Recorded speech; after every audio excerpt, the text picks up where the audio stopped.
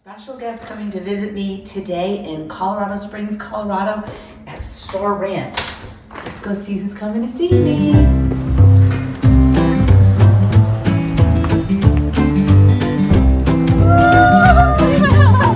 Hi, sweetie. I can't believe it. You're so tall and I'm so short. Look at us.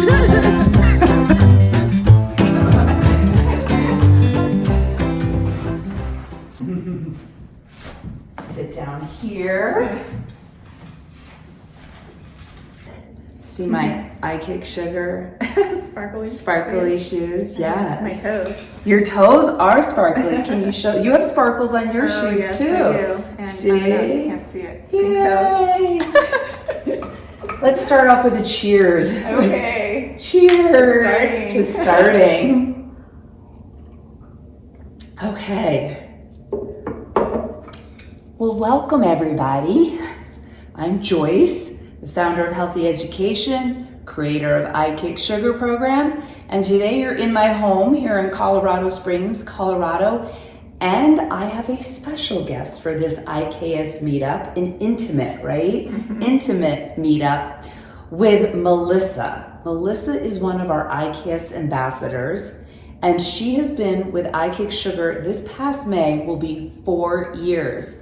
So welcome. Yay. Welcome to my home. Thank you. And welcome to Colorado, and welcome to seeing me in the IKS headquarters. Yes. I'm so excited. I'm so excited too. Yeah, It's awesome. I mean, we've been talking about this for years. Mm-hmm. Definitely after that first year, it's like, we've got to meet one day. We have to hug each other in person. Yep. And it's finally happening. And I've seen this happen with other IKS Sugar members who have made friendships throughout their time in the group and on the calls, or being buddied up during an IKS Sugar 90-day challenge, and becoming so close that they've made plans and gone on trips together, or they've met up or met cross state lines, you name it, and together. And now I finally get to do that with you. Yes. So thanks for making the trip out. Of course. So let's share with everyone. I know we have a wonderful recording with you back when you became an ambassador. What was that, 2.5 years ago?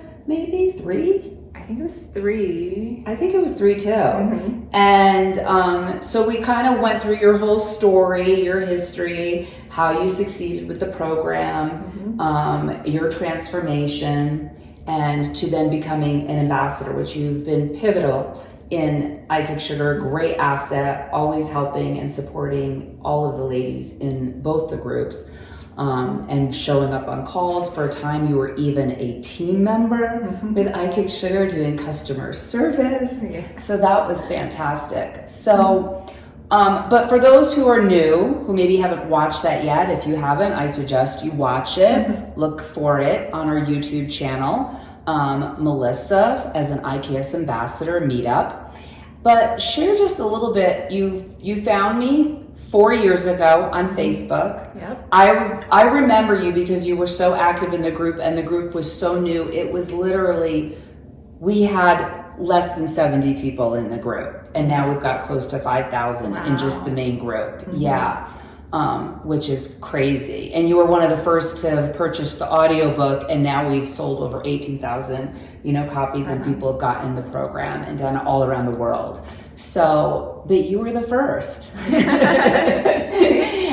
I remember you doing yoga back then, some yoga stretching too. Yes. So share why you even found me, maybe, like what triggered for you, like, oh my gosh, do I need to kick sugar? What was it about the ad?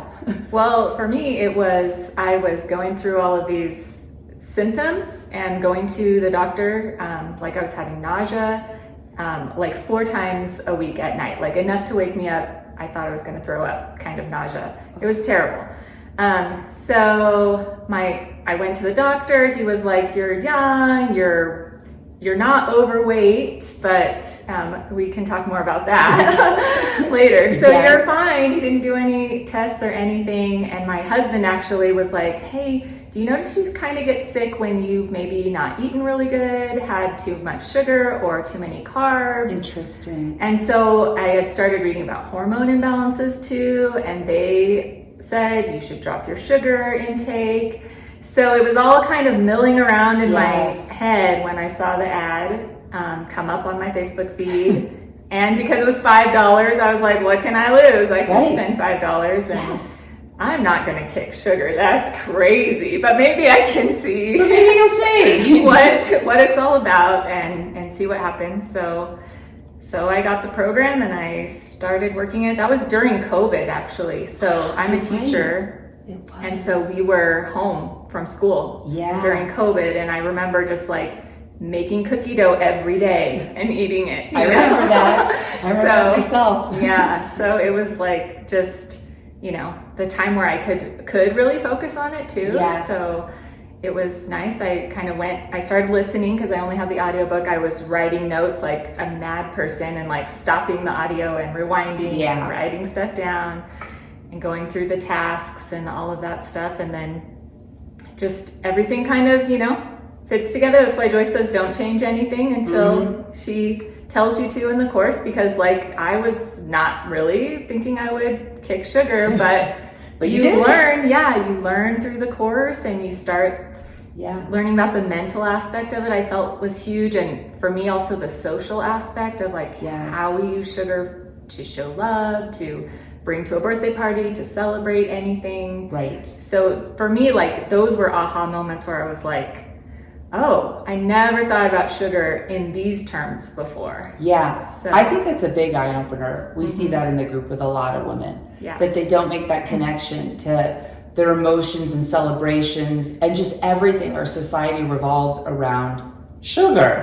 You know, it's like typically like, you know, you're my guest for, you know, the evening, you're staying in our guest room and I have a little goodie bag for you on your bed. I don't know if you peeked in there yet, but now there's super gut nuts and RX bars and water, where in the past I would have put little bottles of champagne and chocolates and Godiva chocolates and, you know, all these fancy like sugar laden treats in there. And you don't have to eat that way at all. And you're just conditioned into believing that. Now I know shortly after the audiobook, I started then doing, before the masterclass program, which we have now, and women are having huge success with that program. We had a live intensive, and you were part of that first live intensive where it was an 8-week program, I believe it was, where I was teaching live the modules. Now I've transferred all that into the masterclass program, so you have those same coaching calls, but you get to do it at your own pace, you know, so on your time frame, which just makes it so much more accessible for other women, you know, particularly if you're out of the country and you're in a different country in a time zone and you can't make those calls, you can watch those videos anytime. So what do you think was different also, and I know we talked about this in that first Ambassador Meetup, that really also helped put the whole program together for you versus just the audiobook, when you had the course book and you had extra coaching along with that? How did that help with your whole journey in I Kick Sugar? Yeah, so I finished the audiobook. I kicked sugar for the summer. Was pretty good. We've talked, you know, that was the summer where I was like, oh, I had an ice cream with my kids. But it didn't like make me eat more sugar. It was just like, oh, I could have it and then I didn't have it. Right. But, you know, we get to the end of the summer, I go back to school, back to work. We're still in COVID, right? So this is really stressful times. And in a teacher workroom, there is treats galore anytime you want them, right? And so that old mindset starts to kind of come back in. Oh, I'm working really hard. I deserve to have this treat. Yes. And then my grandpa and grandma actually got really sick. My grandpa passed away before he passed away. So he passed away in October, and that's when the live intensive sign up was. I was kind of like, do I take the intensive or not? Right. And then when he passed away, I was like, you know what? I need extra support because I can feel myself backsliding. Yeah. You know, and that mental aspect of I deserve this. It's okay if I have one little bite. So doing the live intensive, now I had the course book because I didn't have that before. So I could highlight things, I could go back and look at things. I could look at the tasks again, redo the tasks. But then meeting people and being able to discuss it and talk about it, and obviously have your voice there to just solidify, just like we do when you're in the master class. She has monthly calls that you can attend. And so that just being able to talk to you about something helps support, okay, I can do this, or I'm really struggling with this, and to hear someone say, well, listen to the words you're saying to yourself. Like flip that around. You don't always hear yourself saying those things. So it's just to have a live person to talk to, I think I agree. When people ask me, well, what's the difference between the audiobook versus the masterclass program, or back then when you had done it, because I didn't have the masterclass, the live intensive, it's like going to the bookstore and buying a book from Tony Robbins and reading his book versus going to his, week seminar or his 3-day, event. It's like there's no comparison, with the accountability, the support, and the diving deeper into the material and really being coached through what you're reading, essentially. So that's really what that live intensive, I think, did for you, because that was a switch. Because shortly after that, you had such great success, and we're really continuing down that yellow brick road, right? If you have the course or the audiobook, you'll know what that reference is. And just continuing on that health journey to have that physical transformation that really took place, and then just started stepping up and taking leadership. And that's when then we're like, whoa, you're definitely a leader in this group. We wanted to award you the ambassadorship. And it's been the best decision ever that I made. I mean, 4 years. You don't need to be here for 4 years. You've figured it out. But tell everyone just starting out, and people who aren't even just starting out, who are in the masterclass now, who've maybe been with me for a year, why do you see yourself being with me, another 4 years? Like, are you gonna ditch me? No, there's no ditching. It's community. It's about the group. It's about, with the ambassadorship also, I mean, you've created this great supportive group of women. So, they are pretty awesome. Always have that. And then, I mean, nobody's perfect. So you're always going to have times in your life where you're struggling or things pop up, and so just looking in the Facebook group and reading other people, like what they're going through and what their success always to me reminds me, oh yeah, I'm a healthy person who doesn't eat sugar. And so it's this constant, I feel like you form your identity. So at first, I remember on the live intensive, you said, become by being. And that was a phrase that kind of stuck with me, because I was like, okay, you just do it, right? Just do it. But then as you just do it, then it does become your identity. And then it's not so strange anymore. So I just went on a trip to Germany with my son, and amazing adventure you guys were on. I was roommates with another mom. Okay. And so by the end of the tour, she was like, oh, I know I should be eating less sugar. You do such a good job. How do you know? Because it was just like, because it's natural. I don't want it anymore. Like you were just being, you weren't there on the diet. She didn't see that. It was just like, we went to Starbucks, and what did I get? The tea that has no sugar in it. And she's like, oh, how do you do that? How do you do that? Like, I can't just drink. Order the tea, ladies, without the sugar. It's called a tea bag and water. So, and she had gastric bypass, so she was saying like, she was supposed to not be eating sugar, but interesting, it still creeps in. So I just feel like you form your identity. So like for me, I immediately look at the back of things, at the ingredients, if I'm buying something. If it's over, 25 obviously, but sometimes you look and you're just like, oh my gosh, 56 grams, put it back. Like I thought this was a healthy juice. No way. Like it's crazy. It is absolutely crazy the amount of sugar in foods that people don't even think that it's in. And I think that's it's still a shocker for me, particularly I don't eat meat. And I think just recently in the masterclass group, someone posted some processed meat, like a ham, like a honey baked ham type thing, like slices. And it had something like that, astronomical, like almost 45, 50 grams of, per serving. And it was like from the barbecue, maybe it was barbecue sauce, like on that. And it was just like, wow. And then when you read the other ingredients of all the chemicals and the processing in there, And you see that in all food. So someone says, well, I don't eat sugar. Well, if you're eating processed food, then you're eating more than likely, 90% you're eating sugar. And to start bringing awareness to that. When you started with me, I've seen some of the pictures surface and you shared them with me also, but in the group of when you started pre-IKS, what was your heaviest weight? Because you just look amazing now.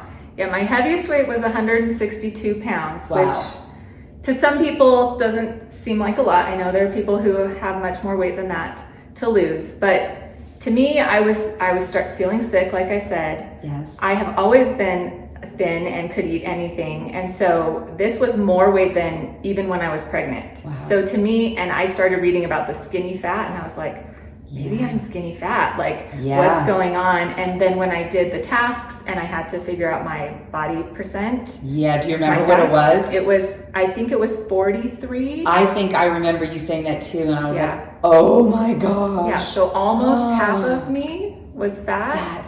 And when you were talking about skinny fat, this is important. I want to have this as a teachable moment too for anyone listening. On the scale also, we haven't talked much about it. It's becoming much more known now too.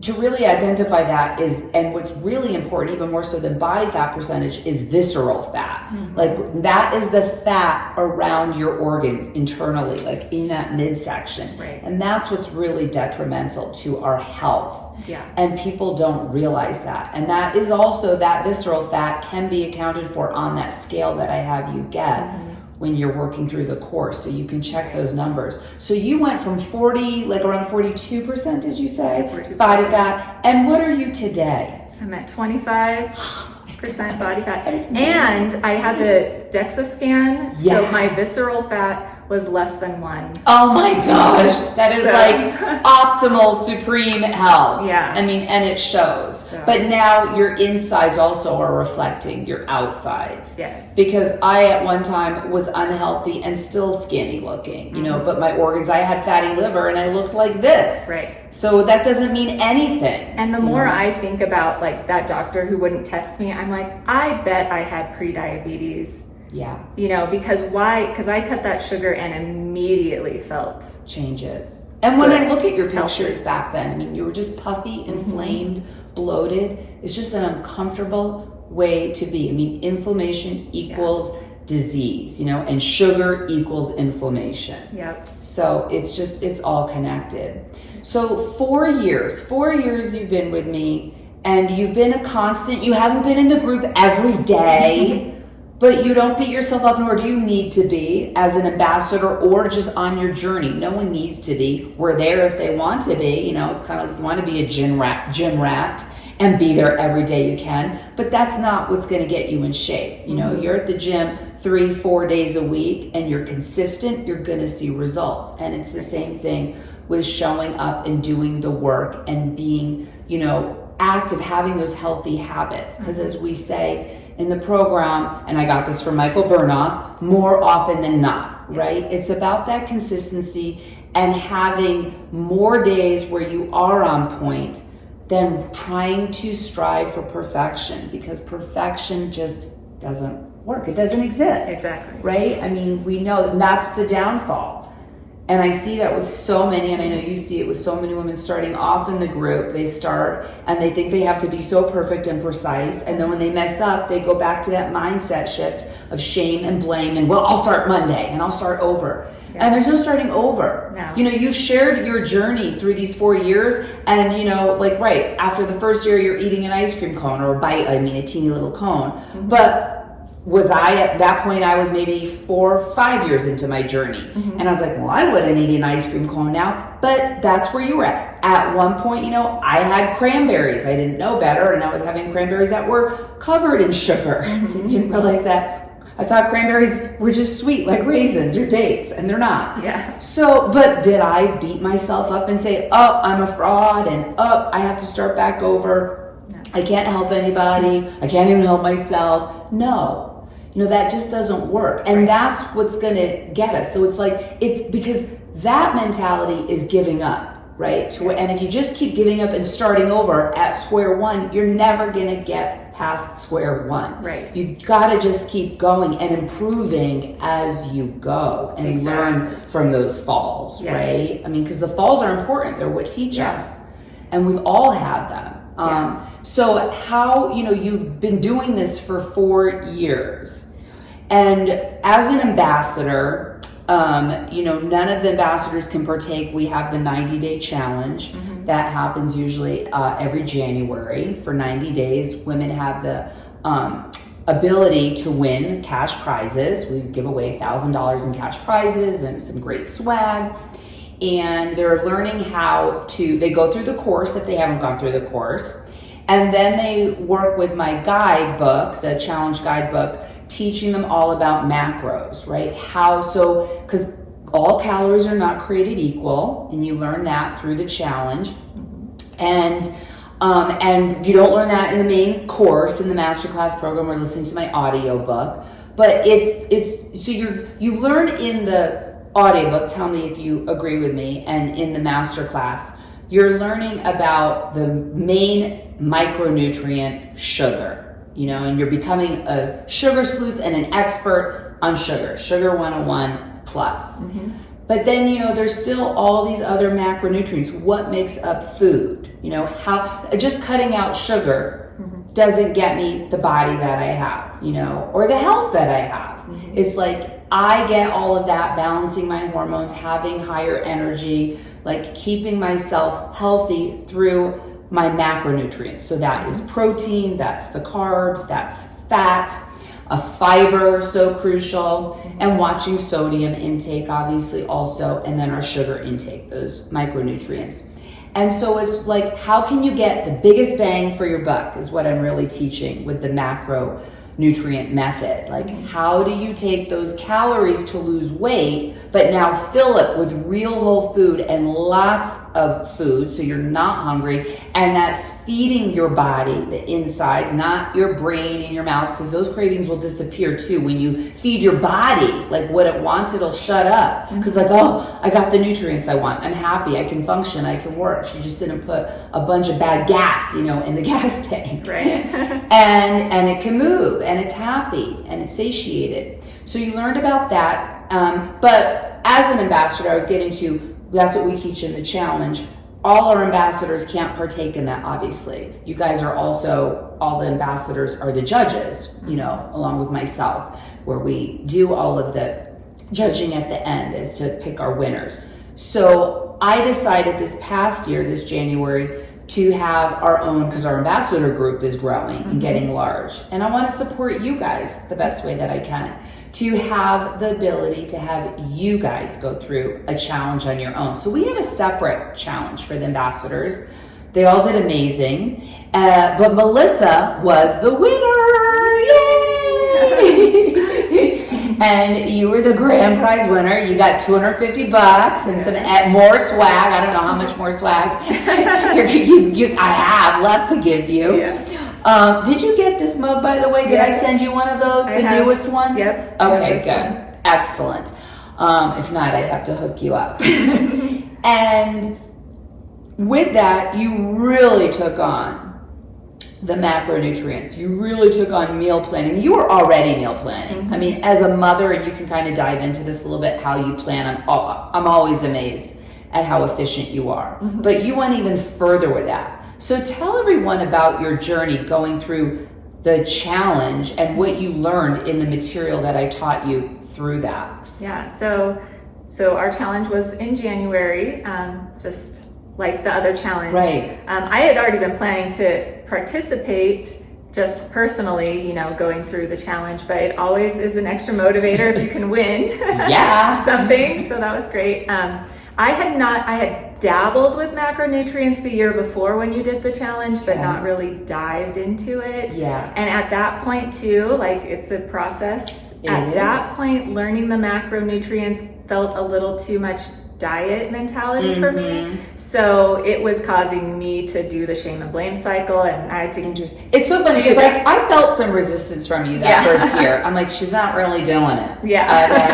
So she's not getting it. She's not getting what I'm trying to teach her. But you didn't quit. I didn't quit. Right? It was just kind of at that point, it's like, no, this is making me go backwards. I need to stop right now. But I was ready this time. So learning about how much protein and how much fat and how many carbs, and then taking those calculations. I would plan my main meal first with those percentages in mind and with my kids in mind, because that's where it can be tricky. So if I could make, they did say, Mom, are we going to eat chicken again during this challenge? But still, I tried to mix it up a little bit for them here or there. Or sometimes they would have an extra something that I wouldn't have with the meal or things like that. So I would take that plan first, and then I would put in all my other pieces. And then once it was planned, it was fabulous, because I would plan it on, I usually plan on Saturday and do the grocery shopping. So I would just open up my little binder where I'd written it all down and be like, oh, what am I packing for lunch today? Oh, I'm carrots, and I've got some tuna, and I'm just. It's very freeing. So I didn't even have to think. Once it was planned, I didn't have to think about it. And then you save those plans and have a couple weeks of plans. And that's what I'm trying to teach. So that, like, I don't want to live in MyFitnessPal or any of those food apps either, where I'm constantly logging, because that doesn't feel like freedom to me either. But it is a great tool, like the scale, like the food scale, also to bring that awareness and to be able to understand, okay, this is what shapes and makes a healthy meal, and then when you have those meals, either type it out or write it out or imprint it in your brain or screenshot it.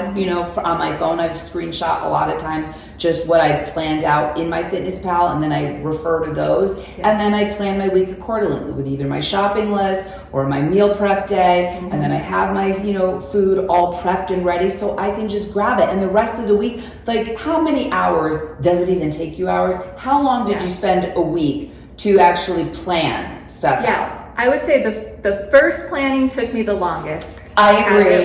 It does. But then after that, it takes an hour tops, I would say. Tops. And then it gets even faster and faster, like anything. And then, like you said, you get used to what has like high protein content. So I'm eating my plain Greek yogurt, or I'm having some cottage cheese, or so you start having these things so now I don't necessarily have to count it, because I know if I have yogurt for breakfast and some tuna for lunch and some chicken for dinner, I'm going to hit my protein. So, it gets. And then I think you even incorporated, didn't you have like one night a week where you guys did plant-based?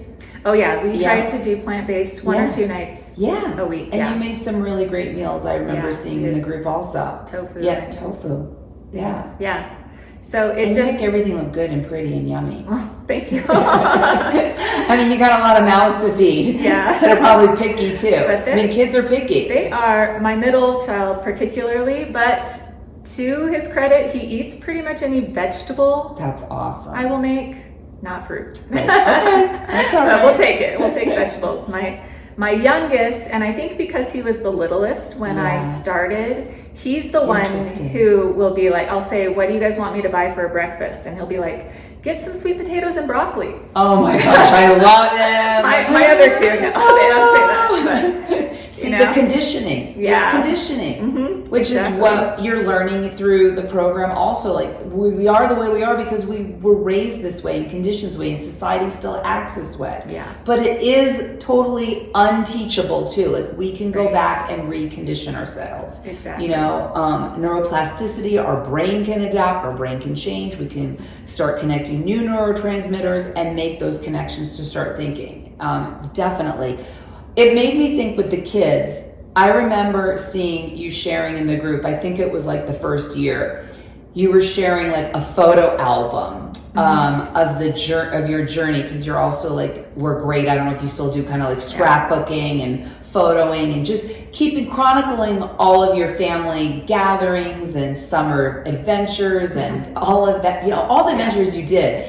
And I couldn't help but notice in like almost every picture, you guys were like sitting in like a fast food restaurant. Yeah. I mean, it wasn't just one. No. It was a lot. And I think the new one opened. Talked about like how that was an exciting thing for your family. Yeah. I mean, be honest. Do you guys still go to fast food like a McDonald's anymore? Well, my kids definitely eat it sometimes, but it's not my family adventure. Like when we did 50 adventures, it was like, oh, we're going to the new Habit Burger. This is our adventure. Right. No, my kids, yes, they still ask for fast food, but I get it. I'm a mom. I've got an 18-and-a-half-year-old, and you know, we can sneak in the pantry. He still has his shelf that doesn't have the food that I'm not going to eat. You know, it's a process, and it's about setting that good example. Exactly. And having a couple of meals here and there, and you living your way. And as they age, they will shift. Yeah, and that's kind of how I feel. I'm like, if it's so hard, I mean, with the societal pressures even of what they want to get. But when we're at home, I can control that pretty well. So our dinners are very healthy. They know what healthy is. I talk to them all the time. My son will bring home a soda, and I'll be like, this is like, are you sure? 4 weeks of sugar intake. Why are you drinking this? Yes. And you know, but I can't also like ban it because I feel like that's just that's restriction. Yeah. And that's what also kind of like going back to the beginning of the course when I tell people keep eating sugar to kick sugar, and they're like, what? You want me to keep eating it? I thought this was a kick sugar course. Yes, don't stop, because when you put the restriction, when you do the takeaway, when you say, I can't have this sugar, I started this new course, or I started a diet today, or working out at the gym, I'm starting at the gym Monday, so I'm going to eat healthy, you know, from now on, not eat any this, all you're going to do is think about that sugar. You're going to get fixated on it. So that's the last thing you want to do. And when you are fixated and focused on that, you're not even hearing the lessons. You're not doing the work. You're not focusing on what it is that you need to learn to build the foundation, to change the mindset and work on those new healthy habits. And like I've never done that with Owen also. It's like, if you want sugar when we're out, if you want to have a soda, I mean, he's probably only had, I'm guessing from my knowledge, maybe 10 sodas in his whole life, and he's 18 and a half, you know? It's like, nothing. Like there's no soda in the house. He doesn't want it. But on occasion I'll see him come back with a bottle of soda, and it'll sit in the fridge then also for another 3-4 days, and he'll have maybe a sip and be like, and that's what I think I noticed. So my oldest is 17. So with him, I noticed he will say things like, oh, that made me sick. I shouldn't have eaten that. So he has this awareness that he wouldn't have had. Owen's done that too. If I wasn't talking about different sugars, and we don't have processed sugars in our house. Right. So whenever they have it, it's coming from outside, or they went out with friends and they got Takis or whatever it is. Right. Oh, I remember Owen loved those too. They're so gross. So my middle child, who's 13, isn't as. I keep telling him, you are this child, if he keeps eating the way he's eating, is going to have problems. Oh, no. So, but I'm but once he does, if he starts feeling sick, he will immediately know what's causing that, because I feel like we talk about it a lot. And when we make even desserts at home, we use coconut sugar or honey or whatever. Dates, you make that delicious birthday date cake. The date cake. In fact, the one year I made the date brownies, and then it had tofu frosting. Ooh. It was Did you bring me some? No, I should have.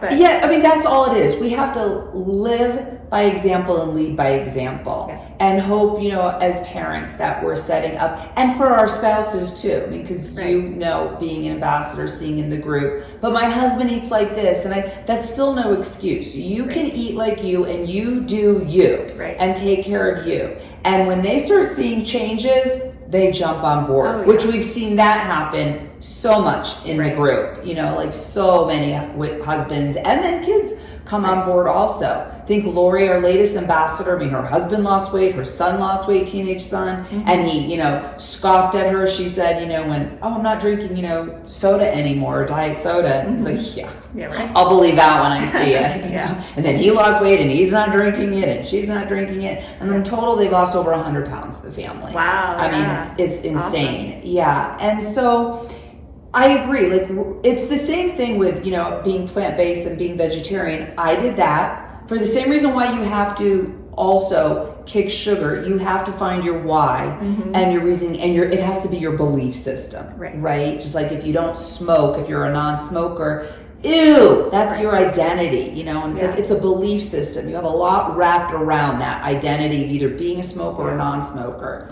And so for me, being plant-based and being vegetarian 30 plus years ago, it's like that's my decision. Right. I don't impose that on Luke or Owen. Right. You know, in the house, it's like I'm not cooking anything, I'm not making anything. I mean, if Luke wants something, he can buy something and do it himself.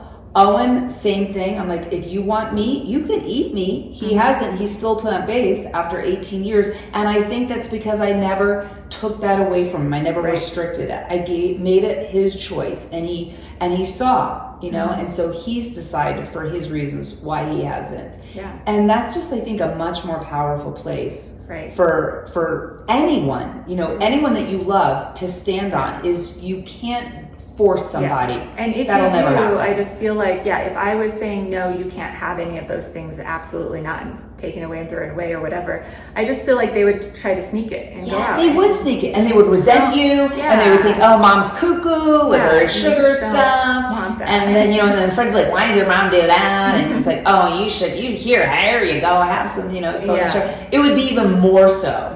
You know, because like there would be psychologically, they would almost feel this, like that they were going against you too, and they didn't like that. There would be this internal struggle where if you give them the permission, like I always say, like to all our ladies, you know, give yourself the permission to eat that, and the desire will stop. Oh yeah, I think that was kind of a key thing for me at the beginning, was when I switched that mind shift to, I can have it if I want to.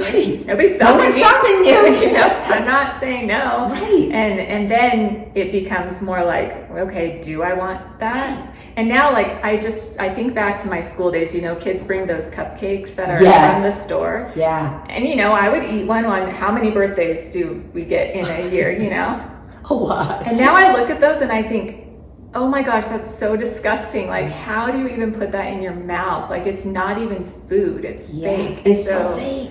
You know, you just, everything shifts when you just start making healthier choices. And I've been in this journey now for 8 years, and it's still shifting for me. You know, like, still the process, and even farther and further along the journey to even more real whole food, and more cooking, even more, and more exploring different vegetables and expanding, you know, my repertoire that was like smaller, and it just keeps growing and growing. And things, I mean, I remember being in my 20s just thinking salads were for hippies and they were gross. You know, and particularly kale. Like, what the heck? That stuff is scary. And it's like, you know, now I love that, and it's so delicious. Like, the more I can put on a salad, oh, yummy. The one picture of food I took in Germany was a salad, because I was like, one, they don't serve that many vegetables with their main meals, and lot of meat. we'd get salads, but one of it had white asparagus, and I was like, it was so delicious. I'd never heard of it before. That's wonderful. I've seen it in the store, and I actually don't think I've ever had it. I feel like they have purple asparagus too. I feel like I've seen. They might. Someone said, after I said I had never heard of white asparagus, they're like, you can get it at the store. I'm like, I've never seen it. I know, and I've had, because I bought it at Trader Joe's,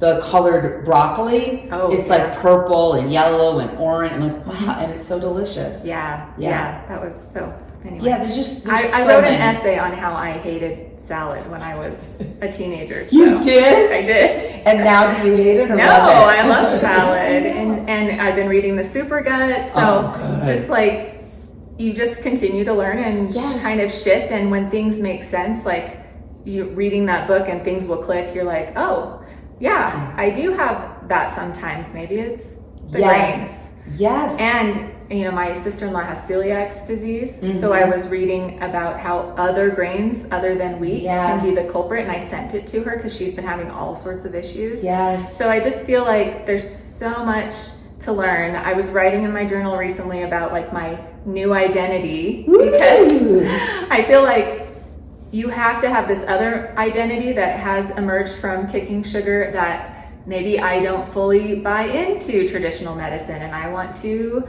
believe in some of these functional medicines and the body as a whole. And it's okay if people think that I'm cuckoo because you're not.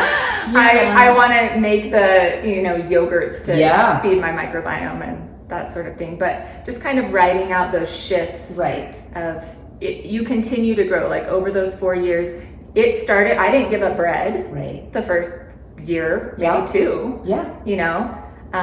So, and people would say that in the group, and I was like, oh, I just gave up processed sugar, right? And then you're kind of like, oh, okay, next level. Yes, I see the carbs turn into sugar, so I'm going to shift that. And it is. It needs, and it has to be. And and even when I went plant-based, it was the same way for me. I was like, okay, let me learn about. For me, it was like, let me give up red meat.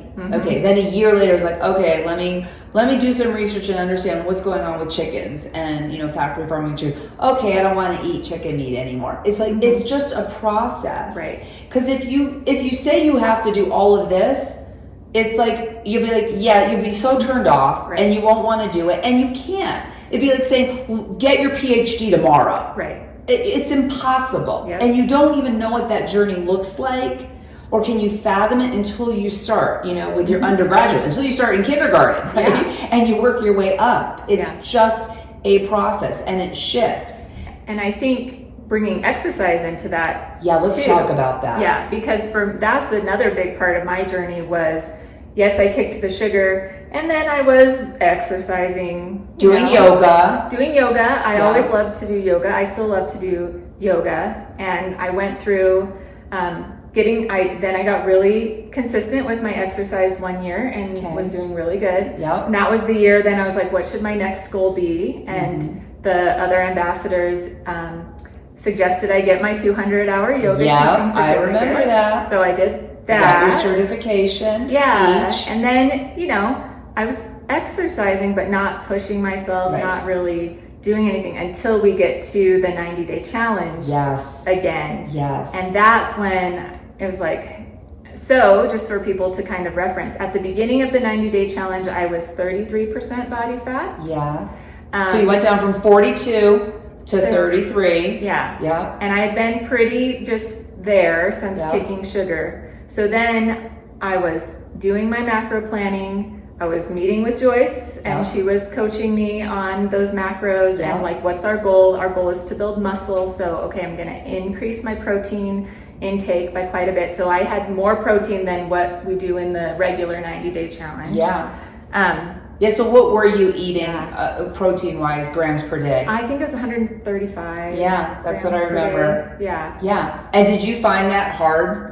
I mean, when I looked at your diet, I was like, gosh, you didn't even have a shake some days because you were a meat eater. Yeah, because I'm a meat eater. So at first I was like, how does that happen? But like I said, with the Greek yogurt, with the cottage cheese. It adds up. Yeah, and then tuna, chicken, those sorts of things. Did you eat eggs?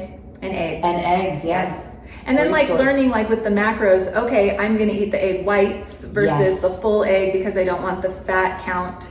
Just for my macros. Fat, calorie, anything, trying to keep that in there. So you're just trying to get that higher protein. Exactly. And then even taking protein powder and putting it on my oatmeal, or there are little tricks that you start learning to get more protein in. But then I started weight training because I set the goal to do a pull-up. That was the big thing. And you did accomplish it. I did. I still have more to do with that, but we always do. So I joined a gym. That was huge because I had really just been working out at home, and I had gotten to the point where I was like, I need to buy some higher weights.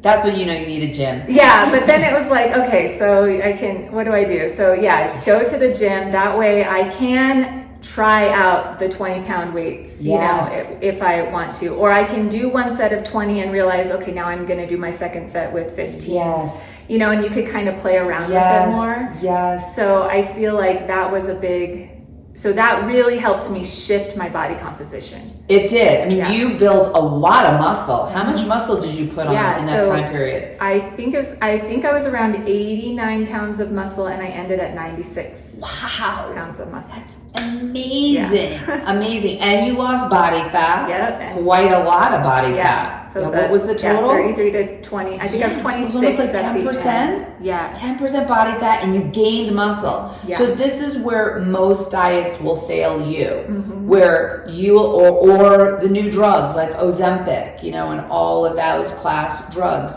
where you are losing weight, but you are also, what you're really losing is muscle. Yeah. And you lose so much muscle and not even body fat on some of those drugs. You know, or if you're losing weight just from a starvation diet, just counting calories, and you're not looking at the macronutrients, getting that high protein with the strength training is so crucial. And particularly as we age, you have so many women that are 50 plus in the program that really, if they haven't started incorporating weight training, you need to start incorporating weight training into the program. And that is crucial. And that having that protein and, you know, watching your fat and keeping it in that calorie, you know, zone for losing the weight when you have that high protein and you're lifting is what's now converting your body to muscle.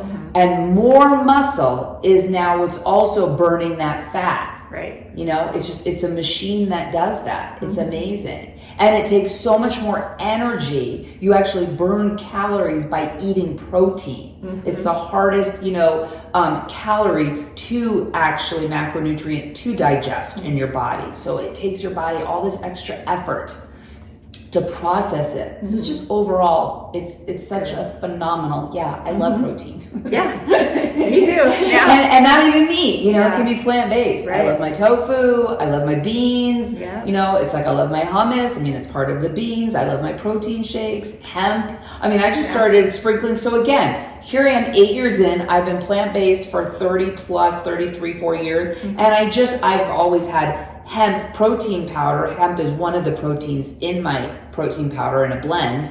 But I've just like, oh, you know what? I should really try. And I've had it when I've gone out to eat, gotten a fancy salad. I'm like, I'm at Trader Joe's the other day, and I'm like, they had a nice little package of, you know, hemp, you know, like seeds. And it's like, let me buy those, you know? And it's like, now I'm sprinkling those on my salad. There's an extra 4 grams with just 1 tablespoon of protein. Yeah. It's like, and it's delicious. It's amazing. And so that's where, again, I say, we're all still learning. It's just a process. If you would ask me to put hemp, you know, seeds, protein on my salad 7 years ago, I would have said, you're crazy, goodbye. Right. You know? Yep. So, but if you don't start, I mean, it just shows you the baby steps. People are like, but that's not going to get me anywhere if I just do this. I won't look like Melissa or Joyce or have accomplished what you have if I just start off that way. So I got to do it all. Yeah. And that's what we've all been doing our whole life. And that's why we keep failing, because it's just too much. No one can do all of that. Right. It is a process. Again, I love the analogy of if you want to be a concert pianist,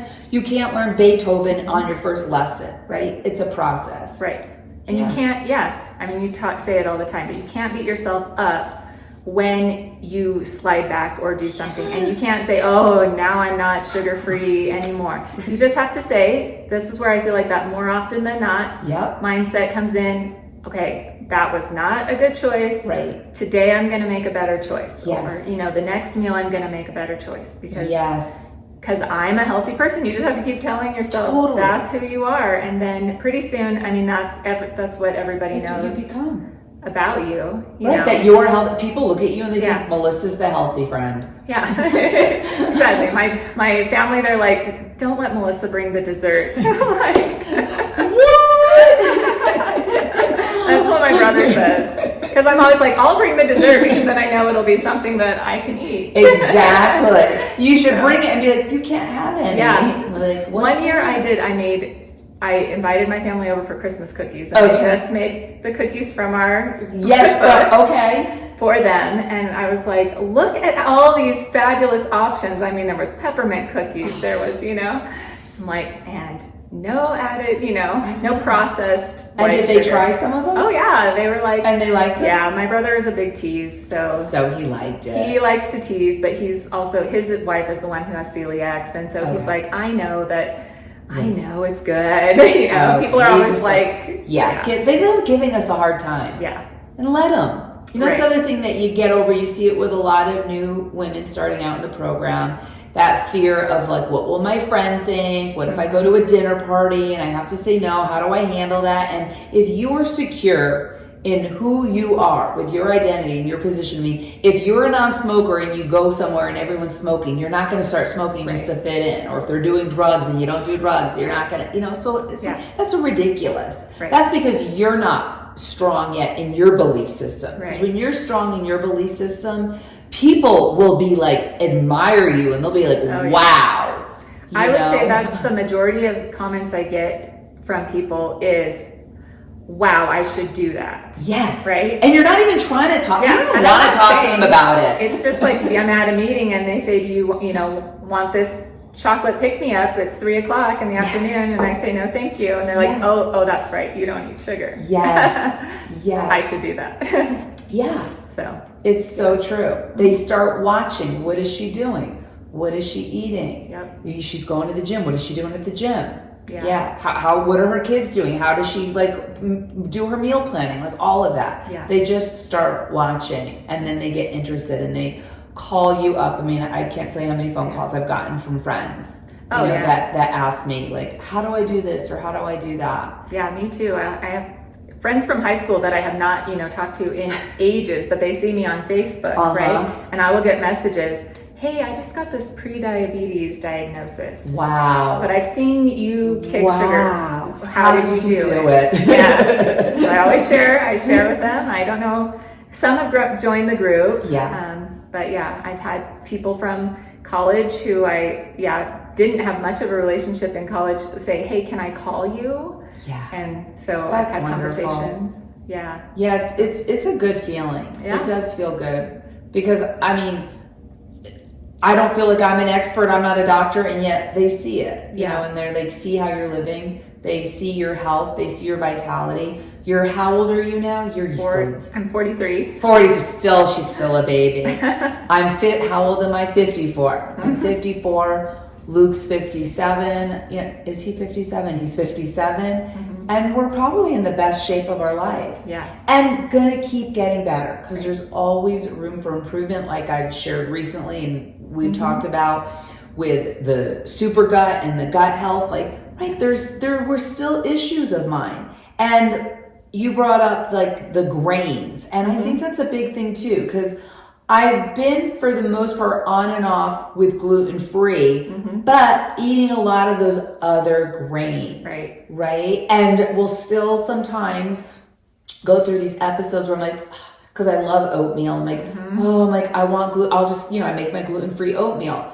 And then I wonder, why do I have a flare-up? And I'm really connecting the dots now from reading the book and having, some great conversations privately with the Dr. William Davis that, it's these other grains and even the gluten-free, like oatmeal. Right. And I've had a oat latte with oat milk, and it's like, whoa, it's like just massive flare. And then I read that is, people have no, so I'm still learning, it's like, I'm like, oh my gosh, there's a light bulb, come on. It's the same kind of light bulb I see with women but now, they're doing it off of like, wow, I didn't realize soda was bad. I didn't realize that a donut was bad. Right. And now they're like, wow, there's this much in a barbecue sauce or this much in a ketchup or a spaghetti sauce. Well, and when you kick that sugar out, now it kind of frees you up to feel that other things are bothering you. Exactly. Because I would never have been able to see all of this then. Right. Yeah. Definitely had to free all that up. Yeah. Oh, it was amazing. It's such a good conversation. You know what I'm hearing? I'm hearing the guys getting home right now. Yeah. They're going to probably come in and interrupt us. How long have we been talking? Quite a while. Yeah. I could talk to you all day. Melissa, this has been so amazing. What are we going to do tomorrow? We're going to go wake up early. Are you a morning riser? I am. Yes. Yes. But Bob, your husband? My husband can be. But he's, yeah. All right, well, we're getting up early and we're going hiking tomorrow morning. Yep. Beautiful 6-mile hike. And then we're going to have a delicious breakfast. I already know what you're going to eat. I have it picked out for you. Okay. It's called their vegan nosh scramble. It's delicious. You can have an egg on it if you want with some veggies. And we're just going to continue to enjoy this time together. So, I love you. It was so wonderful getting to spend this time with you and having this delicious water. We have water here, everybody. This talk. And we're going to a wonderful dinner tonight. Yes. Where there's more gluten-free, vegan, plant-based, sugar-free. Yes, you some name it. delicious looking vegetarian meal. Exactly. Oh, let me drink. Okay, cheers, my love.